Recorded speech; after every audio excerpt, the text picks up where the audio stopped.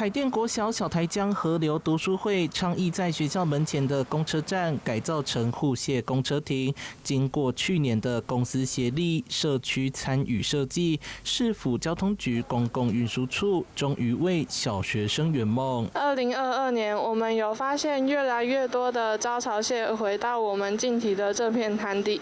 這個發現真是振奮人心。有台灣泥蟹、凶狠圓軸蟹、雙齒泥象手蟹、近親泥象手蟹以及湖邊館招潮。學生結合山海圳與招潮蟹生態的在地元素，用招潮蟹的大螯作為候車亭的屋頂，眼睛是 LED 燈，身體做成電子資訊看板，讓民眾經過時能了解招潮蟹的保育知識。不僅美觀，還推廣公車的綠色交通運輸。公車站牌邊仔就是咱台江咱台灣山海圳特道內海支路。那麼這條內海支路有一台班公車是901公車，對九份駛到咱的圖書館。那麼5萬公尺後，咱山海圳國家特道愈來愈多人來行這條特道，會當坐公車來咱這個特色。